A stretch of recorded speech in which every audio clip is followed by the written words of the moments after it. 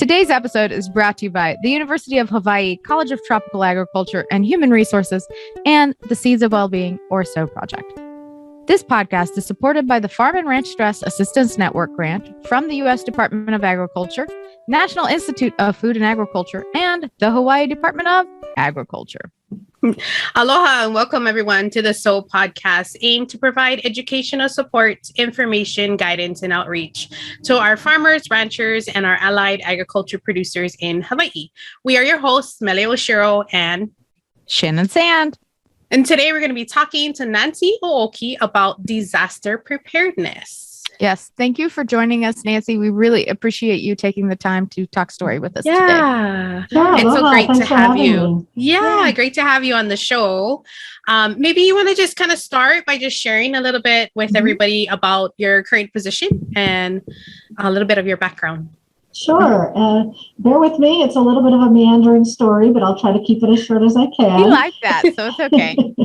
So I actually did not come here for a job at the University of Hawaii. I was already here. So I've been in Hawaii since 1985, actually. Oh, wow. And I've had various jobs. I have taught computers in an elementary school. I have taught computer science at the community college. I have worked in other various aspects of businesses on the islands.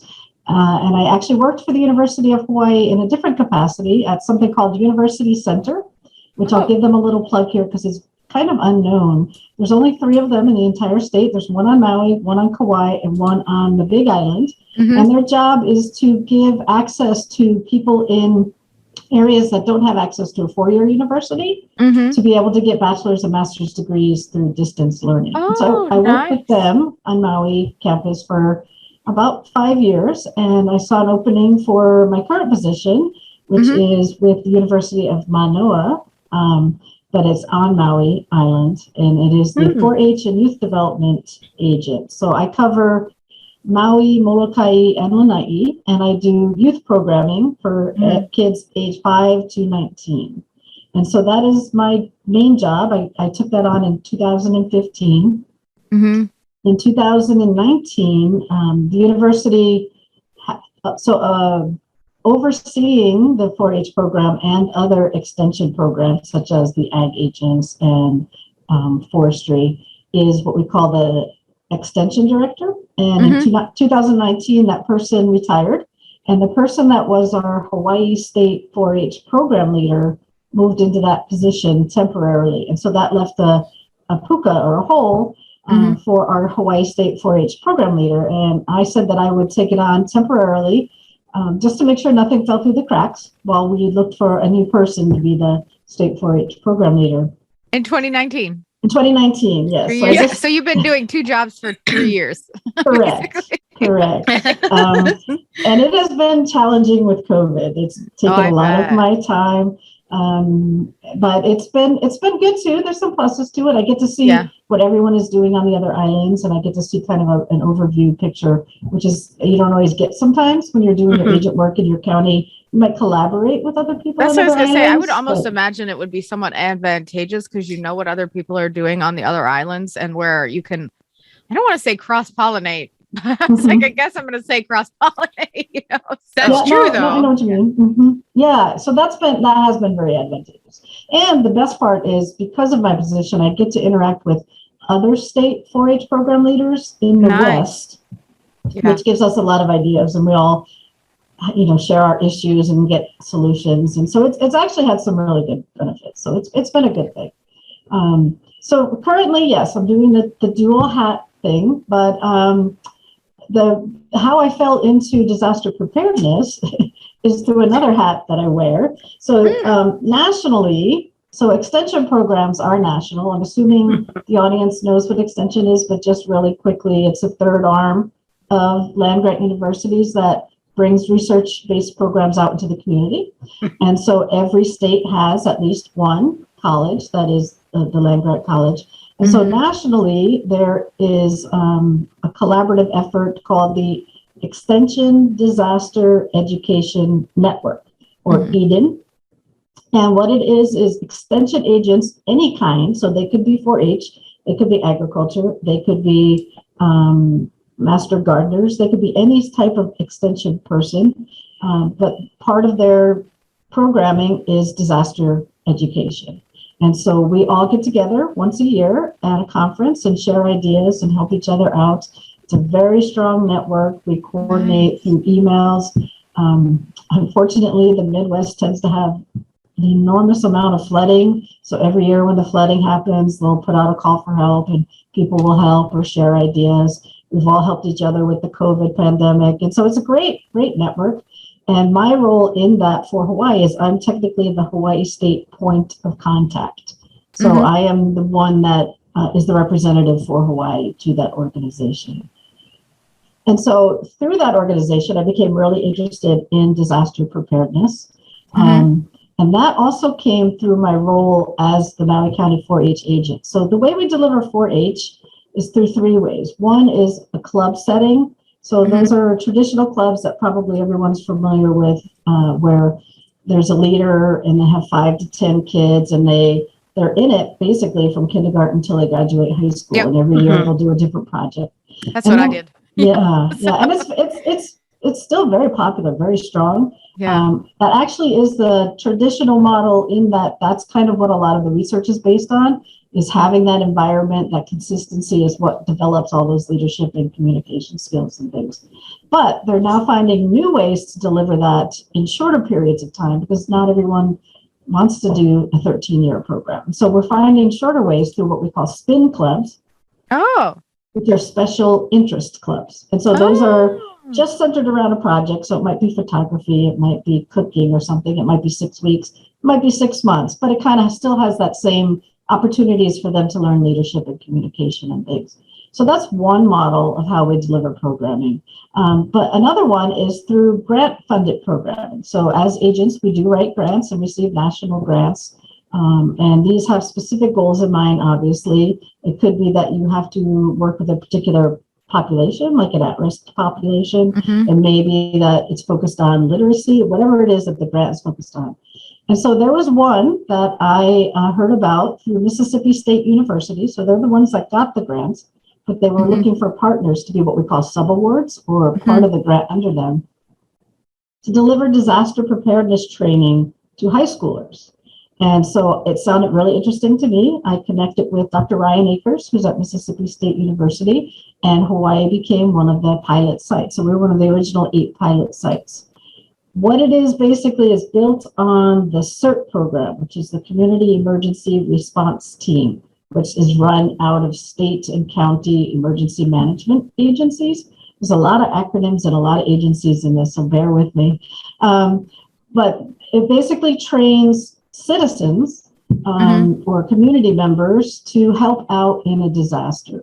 And it came out of an earthquake in Mexico in 1970, I'm going to say 5, but it might be wrong on the year, but 1970s, where it was a huge earthquake. And a lot of people from America and other countries rushed down there to help, had no clue what they were doing. And people got injured, people died. And so they decided, hey, we should probably train people so that if they're helping out, they know what they're doing. And so their role basically is, if there's a big enough disaster, the first responders, they're going to take care of the big stuff, right? The fire department is going to putting out fires at the hospital, or the police are going to take care of a riot. But there's other things that are happening if there's a big enough disaster in your neighborhood and in your community. And so the CERT members are trained to, start at home, start in the community and help out, because a disaster happens where it happens. So you may be right there when it happens, or you may be at a place where no one can get to you because of where it happened. And so it's a fantastic program. I recommend people to check it out. Anyone can participate in it, but it is for adults. So this program under Mississippi State University, which is called MyPI, and our version is MyPI Hawaii, teaches the same exact curriculum, the exact same programming to high school students.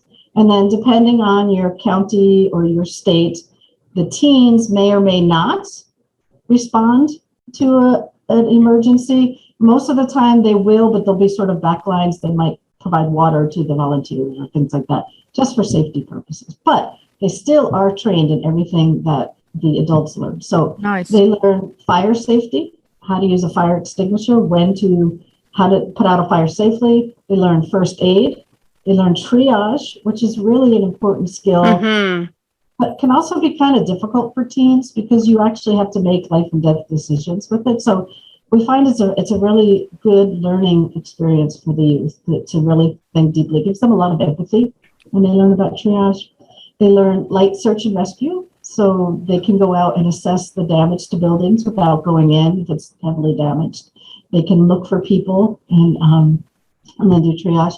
And there's also a whole part on disaster psychology. We try to teach them that, obviously people that go through a disaster are impacted, but you as a search and rescue person, as a volunteer, are also going to be impacted, and that it's important that you take care of yourself as well.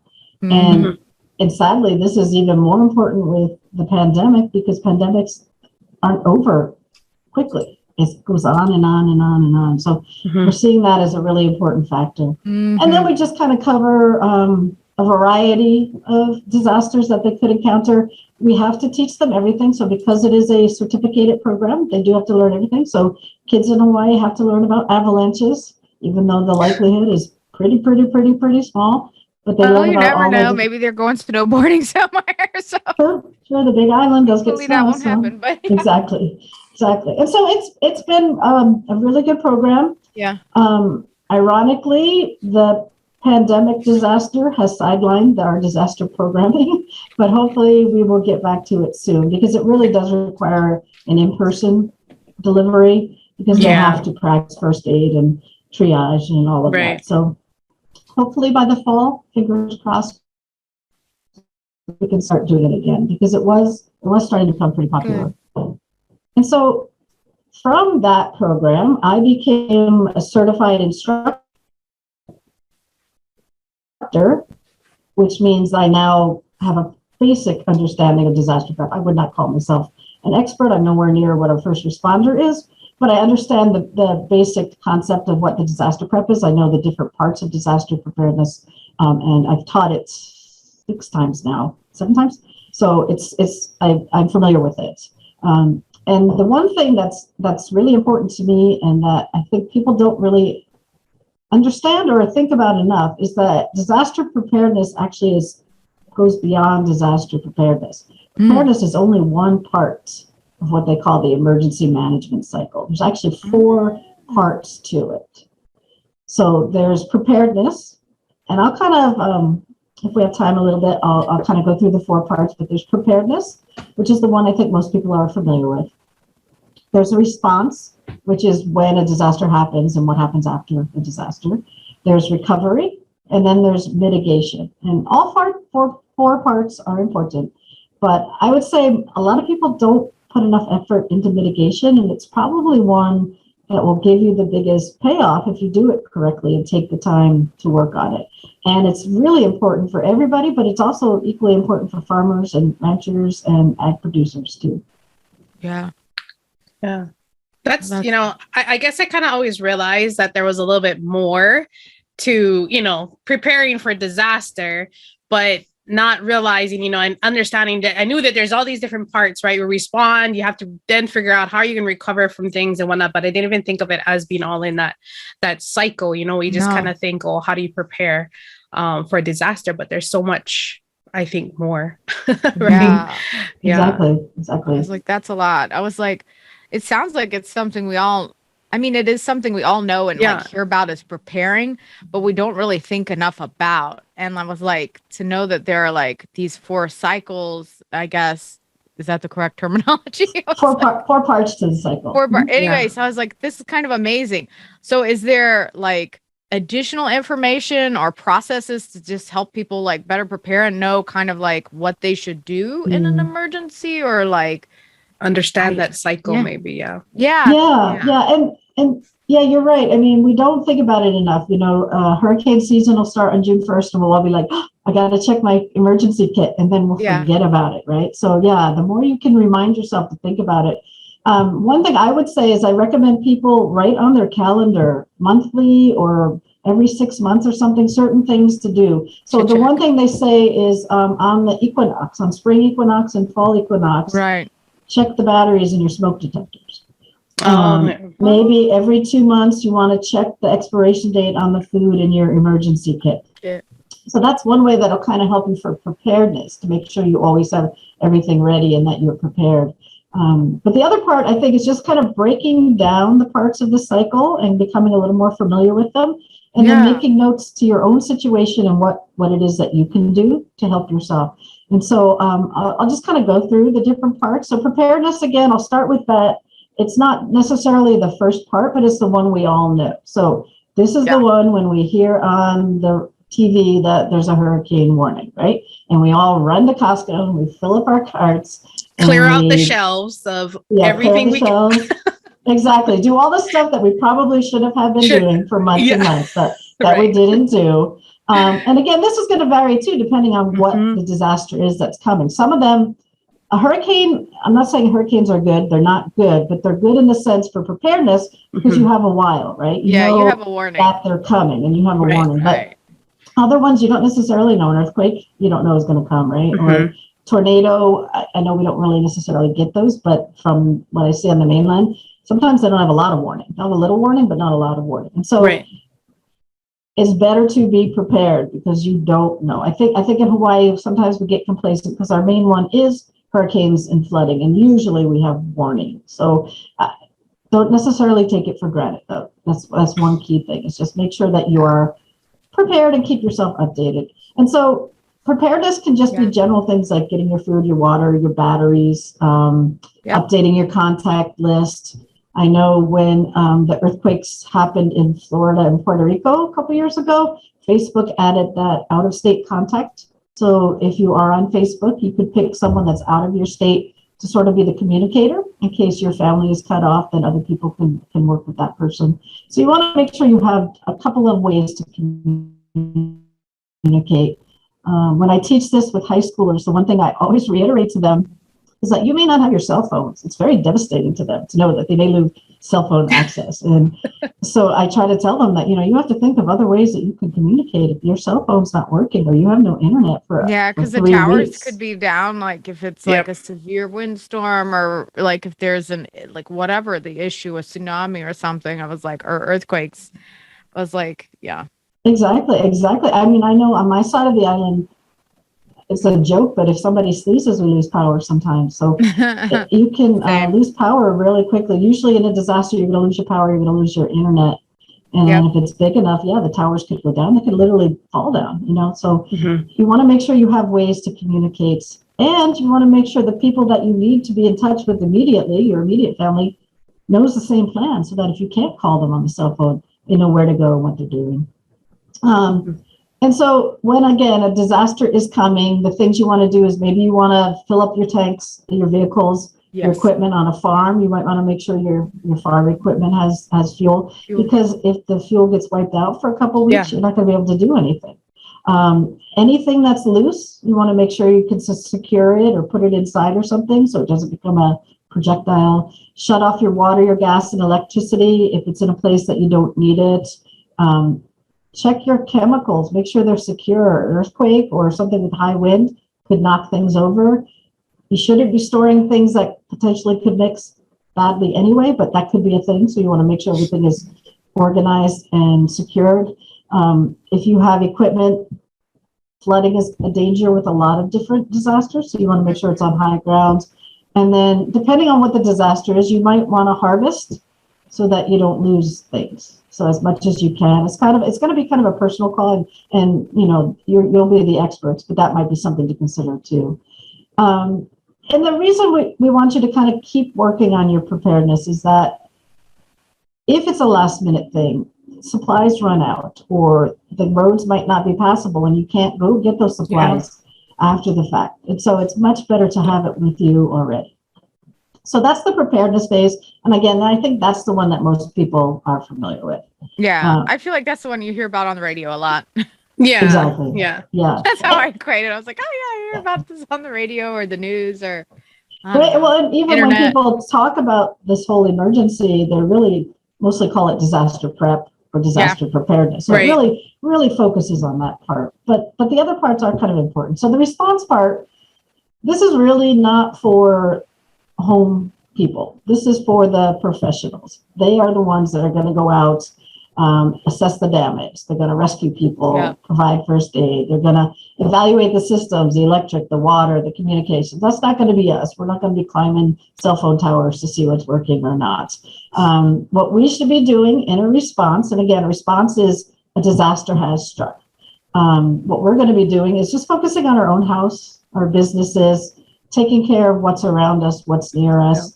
One of the main things to do, and it's hard, it's easy to say, it's not always easy to do, but try to stay calm, because you want to stay calm and keep yourself safe. If something happens to you, you're not going to help anybody. You're not going to be of any use to anybody, and you may make it harder for other people if they have to come rescue you. So the more you can stay calm, the more you can think clearly, the more you can keep yourself safe, the better. Take care of your family members, check on them, make sure they're okay. We even tell, when we teach the CERT training, we say, when there's a disaster, before you even think about coming to help in your CERT role, make sure your family's safe. Because if you're out trying to help other people, but you're worried about your brother or your daughter, you're not going to be useful. So make sure everybody is safe and good first. That's the most important thing. And big picture wise, if there's 100 of us taking care of our households or our neighborhood, that's 100 less areas that the emergency responders need to worry about, right? So it does help in the bigger picture as well. You want to go out and safely assess your property for damage if you can. Obviously, if the hurricane is still raging, don't go out. Obviously, if there's electric lines down, don't go out. But if it's safe, you can go out and do a general assessment. Do not go into anything. If it looks like you shouldn't go in it, don't go in it. If it looks damaged, wait for professionals to come and give you advice.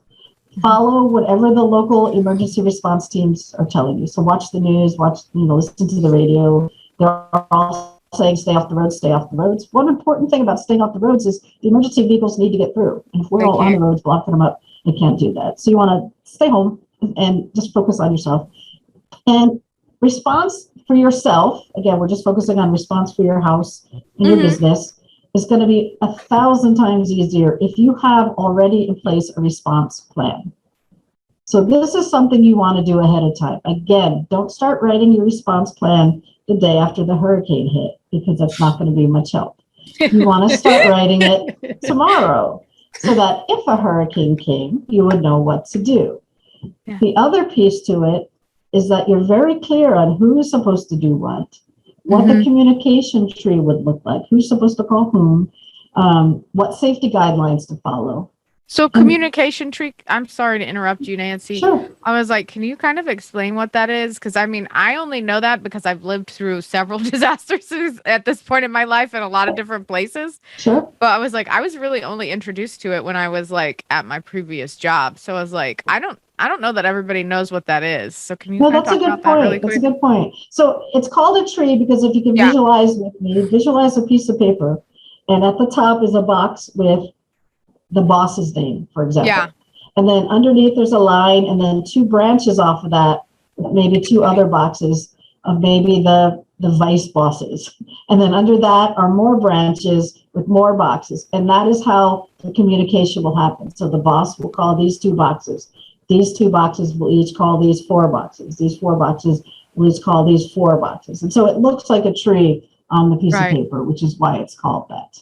Okay. And it just makes it efficient. If the boss had to call 150 employees, it would take forever.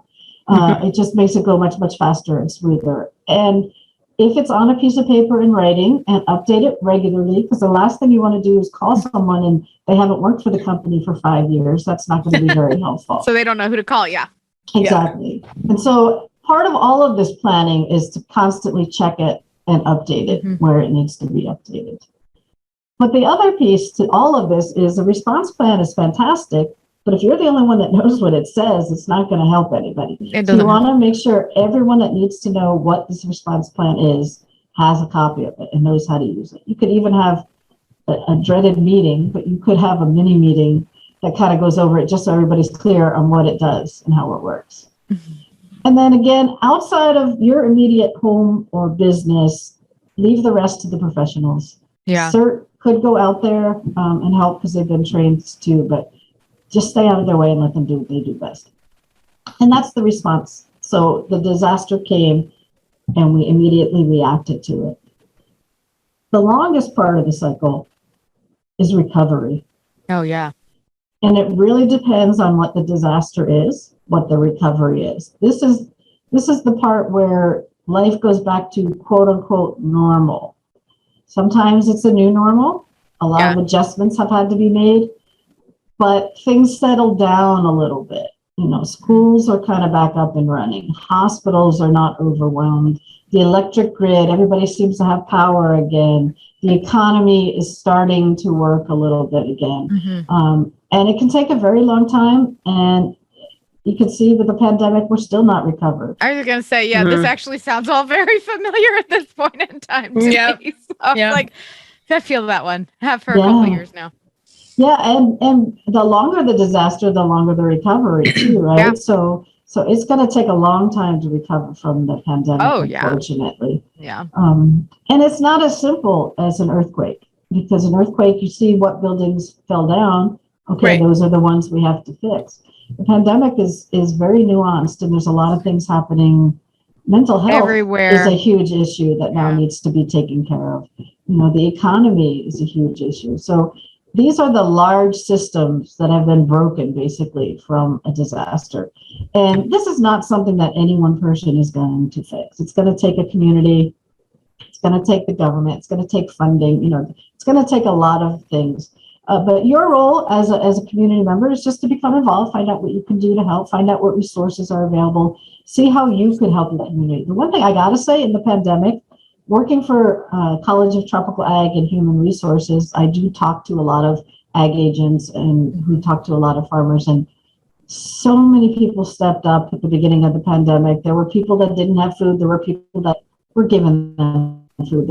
It was awesome to see how people just kind of stepped up to take care of each other. And that, while it wasn't a recovery, it helped to kind of lessen what was happening from the disaster. So that was kind of nice to see. Definitely. I think the ag industry in Hawaii responded in a very positive manner to really help people a lot. So, Right. And it also brought up a lot of discussions about our food system and our local food system. Oh, definitely. Yeah. I mean, I think these were things that like that people were aware of, like, I want to say tangentially, like the general public, they're like, oh yeah, we know, like we only have 7 days, but like when a real long-term disaster such as what we're in has hit, then it's like, it becomes really apparent. And like, I will say like the support, I think, in ag has like really ramped up over, I would say, like the last, I guess almost 2 years now. It's like, I think it really brought all of that to the forefront of everybody's mind. And, down to our legislators to kind of realize that, you know what, this is, it's time to start thinking about actions and not just, doing them and not just talking about them. Right. So. I think sometimes people visually need to see it. And unfortunately, the pandemic allowed that. And so I hope, I'm very optimistic that part of the recovery will be attention to the local food system and food insecurity. I've just seen groups pop up here and there and start talking about it. And I do see the legislature, members of the legislature getting involved and asking questions about it. So I do hope and do think that will be part of our recovery for the pandemic, which could be a good thing, Yeah. And so that's the third step is recovery. And again, that's usually the longest one. It could take years, unfortunately, for that to happen. Potentially decades. Who knows? Honestly, for some things, decades. I was just talking to someone the other day, poor Haiti. Just when they get built back up after like 5-10 years, they have another issue. Another disaster. And it takes a long time.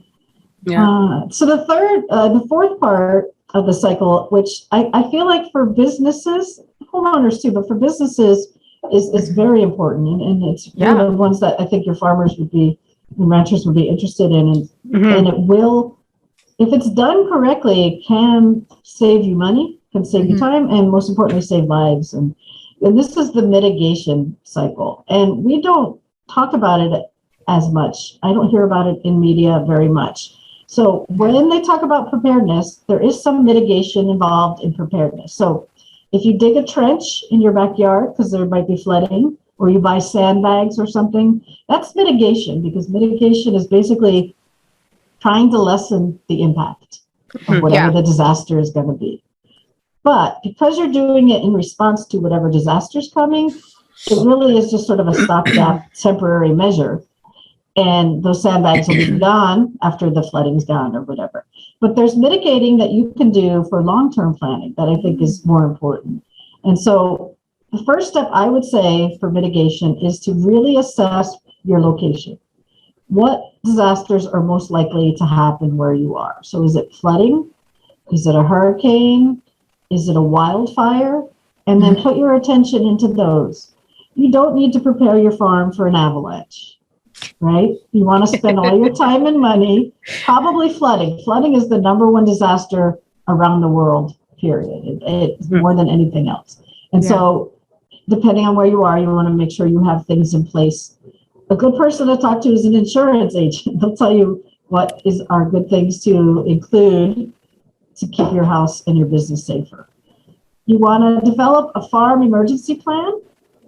So you want to make sure whatever plan you come up with, you invest the time and the money and the resources so that it's actionable and can be completed if a disaster happens. And then I mentioned this before, but make sure you're regularly reviewing it and updating the plan, because if it's out of date, it's almost as worthless as not even having one. It could be worse, actually, if you're talking about chemicals and those chemicals are different now. So you want to make sure that you're really updating it at least yearly. I would say June 1st is a good date to put on your calendars. June 1st is the beginning of hurricane season, so it's talked about a lot in Hawaii. So it should be a good reminder. You'll hear about it. That might be your yearly anniversary for checking your emergency response plan. And again, your emergency response plan might not be just for hurricanes, but that's okay. You want to make sure it's for whatever might happen wherever it is that you are. And then as far as production considerations, you want to make sure that you're updating and have a really good inventory and accounting of what all your equipment is, what your machinery is, what your chemicals are, and where they are. You want to map out where the water, electric, and gas lines are and where the shutoff valves are. The last thing you want to do is run around trying to figure out how to shut things off, because you don't know how much time you're going to have. You want to check your soil and put in any sort of conservation practices that you can that might prevent soil erosion or runoff or stormwater.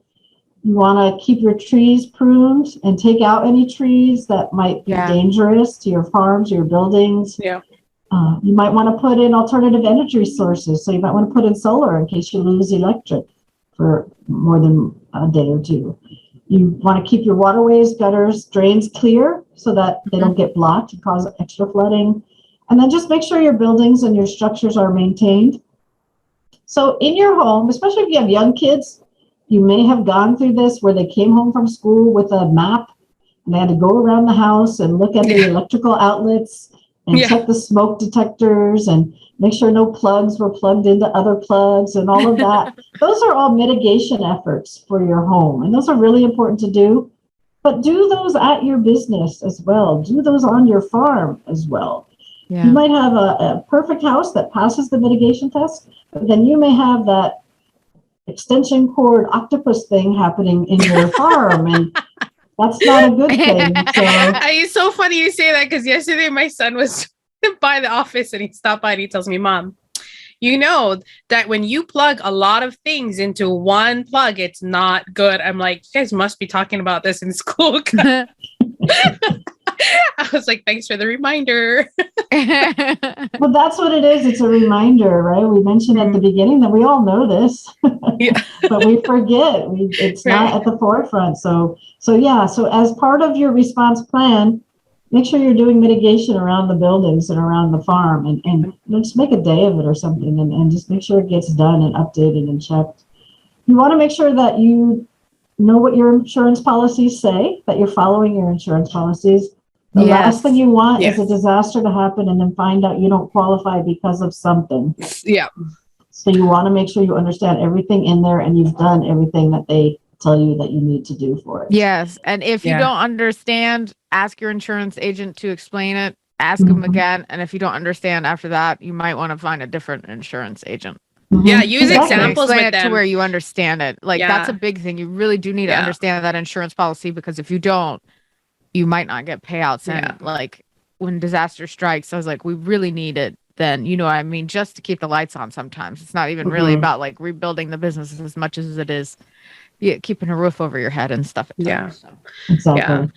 Yeah. I know. And you talked about the trees and stuff falling. I think where I live, that's a big thing, you know, up in Ahualoa, it gets, when we get rains or storms that come through here, and the wind and the rain, we always lose electricity. Trees are always falling on the road or something. So that's, you know, another thing some people, I know some of the ranchers do is just even cleaning that like main road, making sure if you have something large in that area that you take it out or keep it trimmed back, because it blocks your main entrance, and you know you might not be able to get out there and actually remove it in time if you have an emergency. So that's exactly.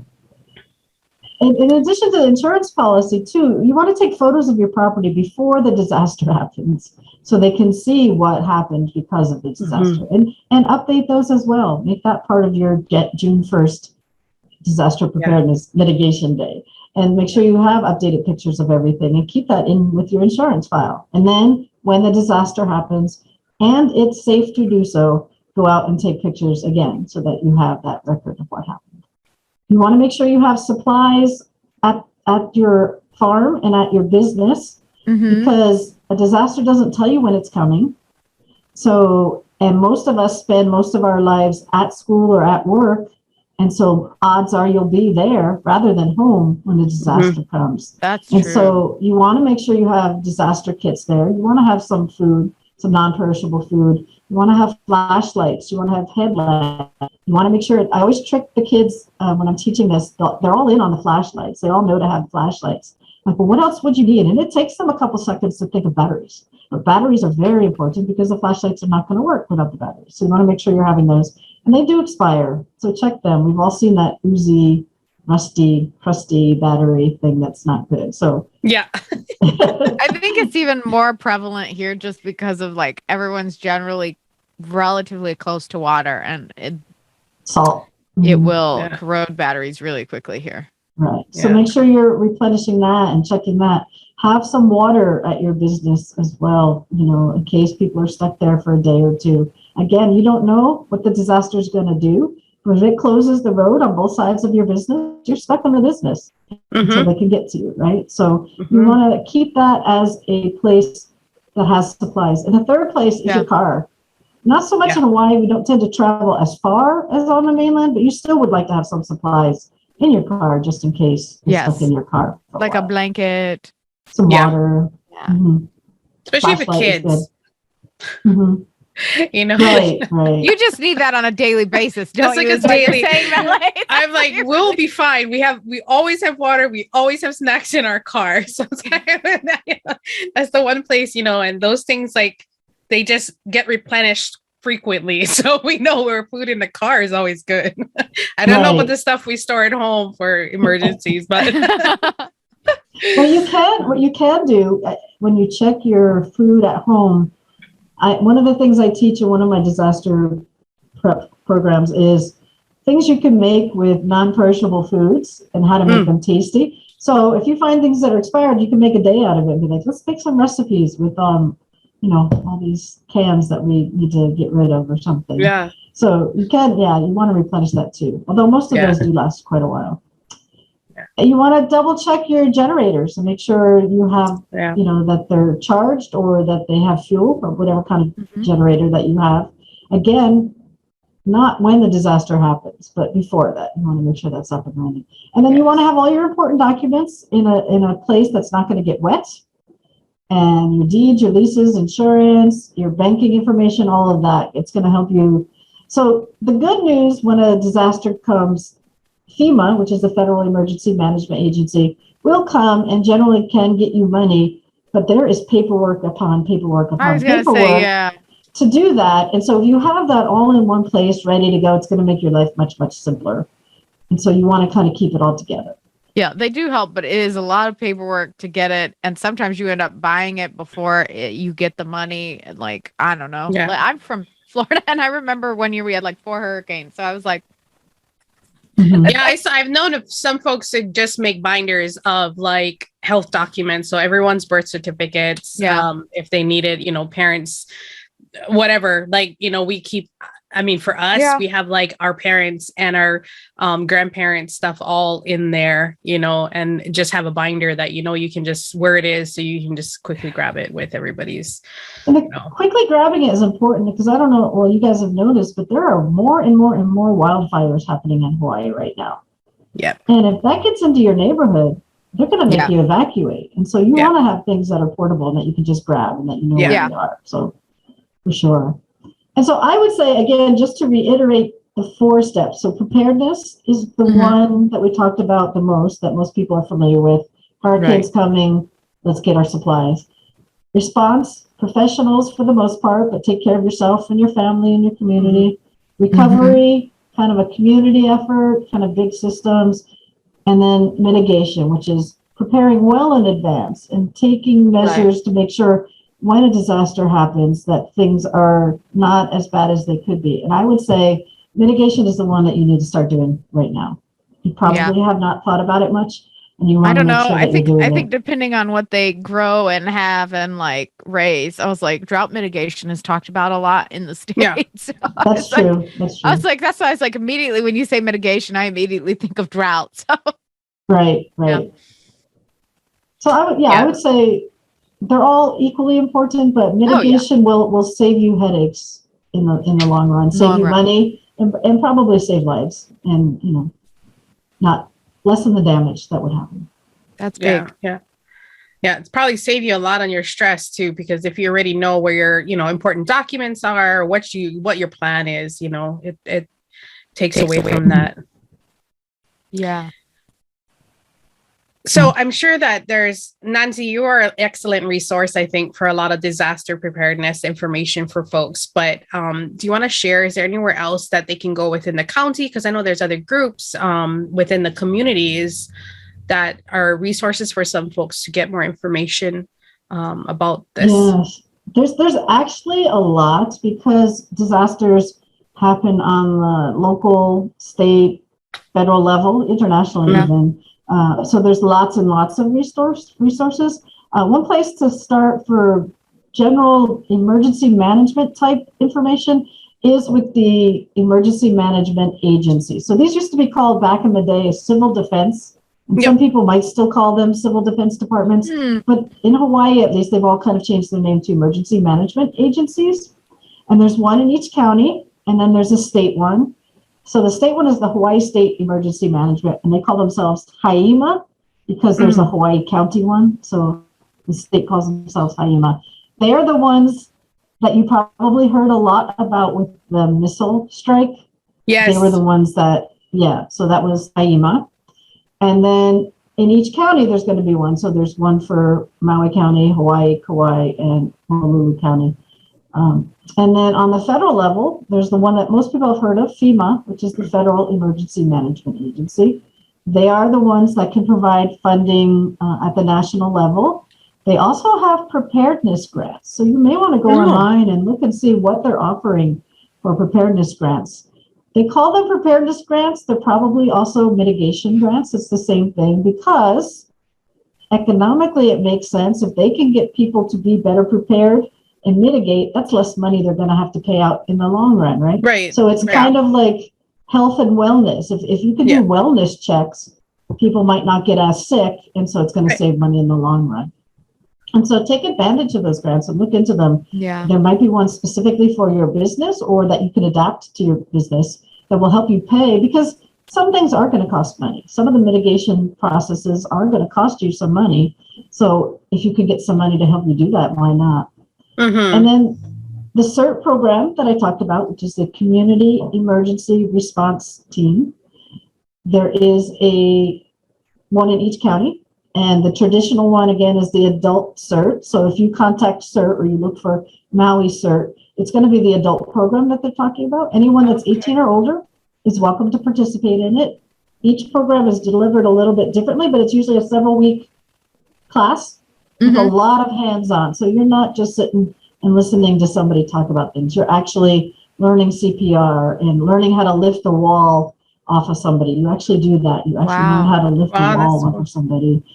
You do search and rescue. So it's a very interactive, and you do learn a lot of things. And it's a great skill to have for your community, especially in Hawaii, where we're so prone. Every time there's hurricanes coming and you look at that map, it's amazing how vulnerable we are in the middle of nowhere with the hurricane coming at us. And so it's the more people that can get involved with that, the better. And then the Teen CERT, again, it's through my program. Some counties may have it, but if anyone is interested in it, I am working on bringing the program statewide. Again, COVID sort of got in the way of that. But once we get back up and running, it should be available on each island. And so people can contact me for now if they have a teen that might be interested in that. And I can at least keep them updated on where we are with that. And then the organization I mentioned at the very, very beginning, the Extension Disaster Education Network, EDEN. So this again has contributions from every state. All the universities are members of it. There's a database where you can search for articles and resources by topic, including agriculture, livestock, or you can look up a specific disaster, flooding, or pandemic, or whatever it is, and there's resources there. There will also be a state point of contact, like myself, in each state, so people can network, and if I can't find the answer, I can get it from somebody else. And then CTAHR, our own college, has an emergency response page. It's not as updated as it could be. We're working on it. They do have some information on volcanic emissions. There's something on fires and wildfires. There's a section on floods, which is important because that is probably our number one disaster in the state. There's a section on hurricanes, and there is a section on COVID-19 that has quite a few response articles written on a bunch of different topics. There's ones on how to tell if your food is safe during a pandemic, and there's ones for I forget now. I should have looked that up. But you're fine. But there's a lot of resources for COVID-19 on that page. And there's a new article that just came up about 2 months ago in the hurricane section, and it's on preparing for tropical cyclones, specifically for farmers. And it kind of breaks down that 4 steps of the emergency management cycle and has tips specifically for each part of that process of what you should be doing as a farmer.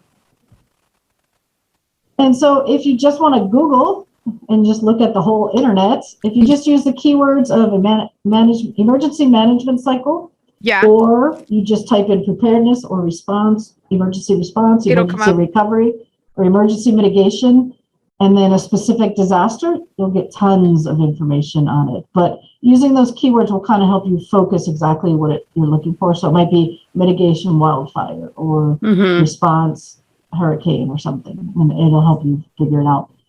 But people can also just contact me. I don't mind. I can try to help them find something if they can't find it. I feel like there's so much information. The one thing I remember with the missile, you talked about the communication tree. I think that's one of the important things here, because we all kind of worry, right? If your family's okay, because like you said, typically we're at school, we're at work, or, and some of us are at home, and everybody's separated, and I know when that missile scare came, I think a lot of folks could not use their cell phones at that time, so there was no way for everybody to communicate with us. And, we hadn't even known, because we live where there is no cell service. So if it's down, it's down. We never even got the message, thankfully, because we didn't panic, and didn't have that go through all of that. But in the same sense, we didn't get the message. So it's kind of scary to know that, in some areas on the islands, we still don't get good cell service. So don't rely on that, and make sure you have other modes of communication. And so you don't have to, feel that panic of, what's going on, or is everybody safe? And so one of the big things that comes up when we teach the disaster preparedness program to the teens, we do a whole section on technology, because yes, the cell phones go away. So how do you communicate? And ham radio is the way they communicate because it doesn't rely on cell towers. And when there was the last big hurricane in Kauai, they took ham radio operators from the community and they brought them all to the hospital at Maui because that was one of the places that still had power and electricity, and it was like a central hub. And they communicated with Kauai through ham radio. Wow. Yeah. Oh, we just don't think about all those things until you really have to use them, right? So it's good. I think this is such good information for us. Thank you so much, Nancy, for taking the time, to talk story and teach us. I think you've put a lot of things in my head that I'm going, oh, yeah, I should probably go and do that. Oh, yeah, I should probably go and do that. That's when you're like, Halii was right. So it's a good reminder for everybody, on what you should be doing. And so I hope our listeners that tuned in are able to use this information and feel a little bit more prepared, at least knowing what to do or where to find the information of what to do, right? And especially here in our local areas. So and just take baby steps. You don't have to do everything I just said tomorrow. But make a plan to do it and put things on your calendar and break it down into manageable pieces. And then you will be less stressed. So it will help you in the long run too. Yeah, and all the resources that Nancy mentioned will be listed in the description and notes for this podcast. So, all the we'll put all those links in there for you and in our show notes of our YouTube channel. For additional information about this topic, see the links provided in the show notes. Also, just a quick reminder, if you haven't already, please complete the SOW Needs Assessment Survey. We would love to hear what you all think about what is needed in terms of, seeds of well-being for people. Thank you again for listening to the SOW podcast. We greatly appreciate it. Yes, and before we go, show some love for your favorite podcast by leaving us a review in Apple Podcasts or anywhere you are listening to this podcast. And then stay tuned for next month. And mahalo for listening, everyone. Ahui ho. Ahui ho.